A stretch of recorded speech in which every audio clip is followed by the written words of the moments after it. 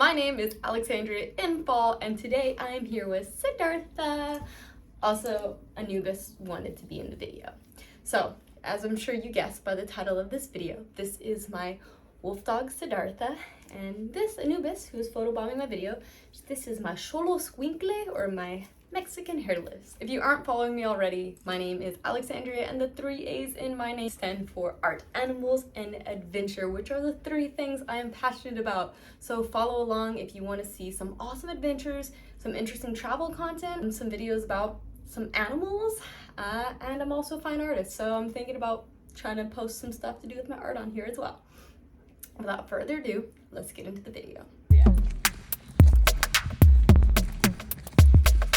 So today's video is going to be on what it was like raising a wolf dog and what I think people should know if they're thinking about getting one.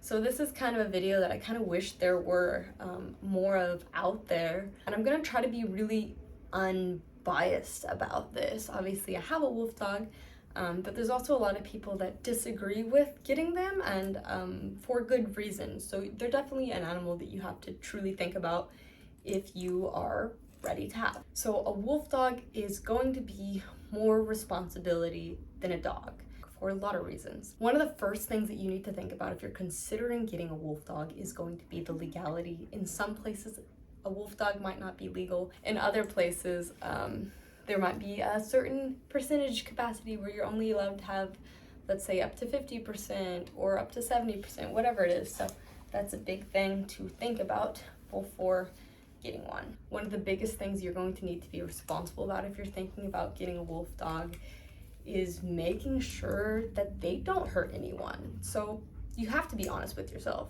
If you're getting a wolf dog, you are getting an animal that is partially wild. Even if it's a small percentage, you are going to be dealing with a somewhat wild animal.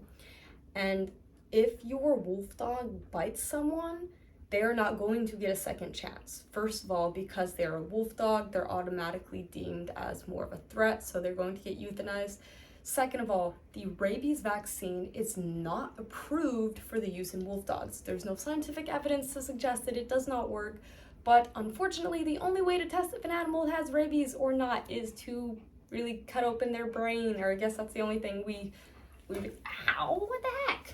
That's the only thing we do right now, is basically if a wolf dog bites you, long story short, they have to get their head cut open to see if they have rabies, see if they infected the person or animal they bit with rabies. It's a serious issue. Another thing to think about if you're getting a wolf dog is containment and exercise. So a wolf dog is going to need a lot of exercise. So if you don't have a giant backyard, you're going to need to be someone who is down to take them on lots of hikes, or take them on lots of long walks, or let them pull you on a skateboard or something. Because if not, they will probably get restless and destroy your things. And there have been days where, like, let's say I've just felt sick and just did not feel like walking her, and she literally ate an entire pair of my shorts one time, like literally everything but the waistband. They are destructive. They're going to destroy some things. A lot of dogs are, but these guys are especially destructive. But yeah, so in terms of containment, if you are able to have a backyard where they can roam, that is amazing. You need to make sure that you have extremely good containment, because they can dig really well, they can climb really well. So you're gonna make sure you have to have a dig guard, a climb guard, make sure you have a really sturdy fence, or if you're someone who you don't have a backyard, you're going to need a very, very sturdy crate. And you're gonna need to make sure that they don't have to spend much time in the crate, because first of all, dogs shouldn't have to spend much time in crates, period. But second of all, they're an animal that needs lots of exercise, and it should really only be like if you have to go to work or something. You also have to realize some wolf dogs cannot graduate out of crate training. Some of them are just never going to be able to be loose in your house. So that's something you want to think about long term. You don't want to use a crate your entire dog's life. You just want to use it while they're a puppy, and then you want them to be able to be free roaming. So you really want them to be able to grow out of that. And with a wolf dog, there is going to be no guarantees. This is an extremely unpredictable animal. You don't know what genes you're going to be getting from the wolf, what genes you're going to be getting from the dog. Just generally speaking, you just really want to be prepared for whatever with these guys, so that way you can really give them the best life. Unfortunately, a lot of people do give up on these dogs, or wolf dogs. They're not really dogs, but what happens a lot of times is people give up on them, and sometimes they get to go to wolf dog sanctuaries, but a lot of times if they go to the pound, they're just going to be put down because they're considered more liable to be aggressive or dangerous. So don't get one of these dogs if you genuinely don't think that you're going to be able to do whatever you can to keep them, because you don't want your pet getting put down unless, let's say they do get really aggressive and start actually attacking people and there's not really another option. I actually don't know if a dog gets really aggressive and bites people. I don't know if that's something that you really can be able to save them from, or if, sometimes a dog is just so aggressive that has to happen to them. I actually don't know. Maybe if you find a good enough trainer, maybe any dog can be saved. I really don't have enough knowledge on that. But you just want to be prepared to prevent your dog from hurting anyone in the first place. If you see your wolf dog growling at people or lunging at people or anything like that, put a muzzle on them. And one thing I really suggest is training them to wear a muzzle when they're young, just in case. Because with a wolf dog, you're going to have periods that you go through. And the most difficult one for me was the fear stage. So all puppies tend to have a fear stage, but with a wolf dog, the fear stage is really, really crazy. And I think one of the biggest things with the fear stage is just exposing them to things that might be scary. Maybe that's kids in a very safe, controlled environment.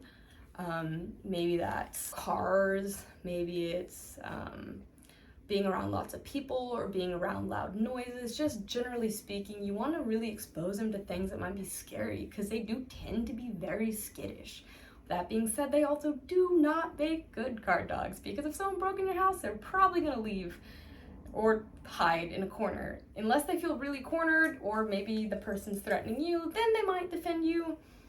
But chances are they're just going to hide. They're pretty skittish. So you really want to kind of get them as least afraid of things as possible. Another thing to think about if you're thinking about getting a wolf dog is going to be socialization, because a lot of people would not recommend a wolf dog with kids, small animals such as cats, or even smaller animals such as maybe a rabbit. Can you sit down? Not on your sister. Sit down. So another thing to just really think about is socialization. So for me, I like cats and dogs, so I have 2 cats. So socialization is also something you really have to keep in mind with wolf dogs. Let's say you have kids or you want to get kids later. Let's say you have cats or you want to get cats, or even more difficult if you have birds, or let's say a small animal. I don't know, maybe you have a pet squirrel. I don't know. Is socializing them with around small animals when they're young, again, in a very safe, controlled fashion where no one's going to get hurt. Same thing if you're exposing them to kids, be extremely cautious. My girl is great with cats because I have 2 cats. I had 2 cats when I got her, and I put in a lot of work to make sure that she saw them as friends. I didn't allow her to ever chase them, and now we sleep in the same bed together and we all get along, and it's great. But that is something you have to really think about, because they are not recommended with kids. They are not recommended with cats. I can't even imagine having an even smaller animal.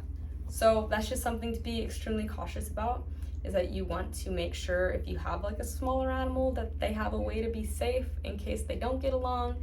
Let's say your kid has a hamster or something, probably don't want to let the wolf dog in the same room the hamster is in. I'm not saying that a wolf dog is going to be a problem with small animals, but they do have an extremely high prey drive and they are kind of a wild animal, so it's really better to be safe. With that being said, you also have to think about training. Think about training a dog that's really difficult to train. Let's say some of the 3 most difficult dogs to train, they say, are Siberian Huskies, Shiba Inus, and Basenjis, I think it was. I read a list about this. Some of the 3 hardest dogs to train, and these are also some of the 3 oldest breeds of dogs and some of the 3 kind of least domesticated. Some other breeds of dogs that take a lot of resilience would also be a Cane Corso or Cane Corso, however you pronounce it, depending on, different people pronounce it different ways, or let's say a Mastiff or a Doberman, a really dominant dog.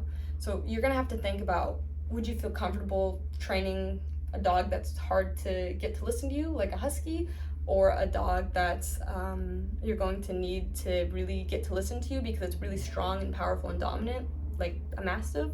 And if you wouldn't be able to handle either of those dogs, you shouldn't get a wolf dog because you could deal with either of those. But yeah, in general, they're going to take a lot of work to train. The obedience is a lot of work. I would really love to get better recall on her. It can be really hard to make time to really train them to do everything you want. There's a lot of things I really want to work on training with mine. Her temperament is getting really good. She's really breaking out of that fear stage. She was afraid of everything when she was a little puppy.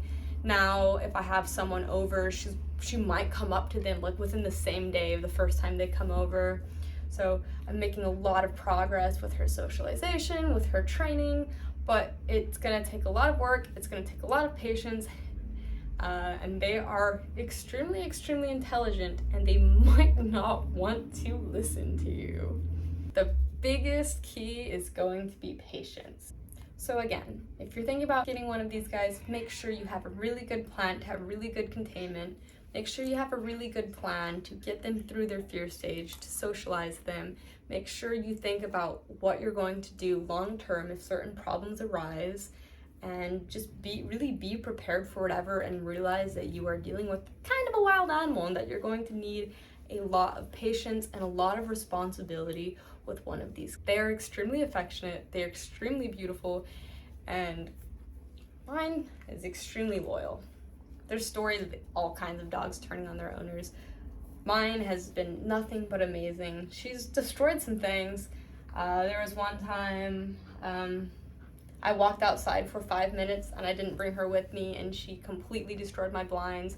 She has destroyed several pillows, she's destroyed some furniture, she has destroyed some clothes, and those things were not fun because it was kind of like some expensive things to destroy. It's kind of annoying, but I love her and I knew what I was signing myself up for by getting one. So I hope this video helped if you are thinking about getting one of these, because you really do have to be prepared for everything. And during that first year, they might drive you crazy. They can also be pretty known for howling. Luckily, mine is not a howler. I haven't even heard her howl 10 times. I think she's maybe howled 5 times.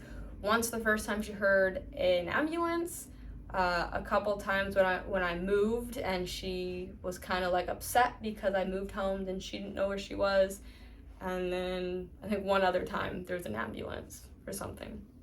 But yeah, that's another thing to think about too, is they can be loud. So if you have close neighbors, they might not be the best choice for you. And again, you really don't want to get one of these guys unless you know you can take care of them long term, because you don't want anything bad happening. But yeah, luckily mine is not a howler. Luckily mine is starting to socialize really well, and she's starting to get really bold and really happy. So yeah, these are some of my biggest things to be aware of if you're thinking about getting a wolf dog, and some of the things that I recommend because of my experiences with one. This again was Siddhartha. If you guys have any comments or questions, leave them down below. I'm gonna try to make sure to get back to all of you guys.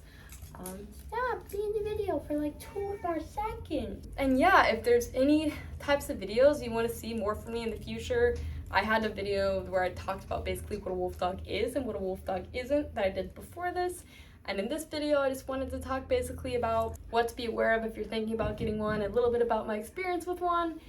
But if there's anything else you want me to talk about, or if there's anything else that I didn't cover you think I should cover, let me know in the comments and I will be happy to make some more content for you guys in the future. So like and subscribe if you found this video at all entertaining, at all insightful, and if you want to see some of my adventures, my travel videos, my animal videos, or maybe even some of my art, follow along. This has been Alexandria N. This is Siddhartha, and thanks for watching.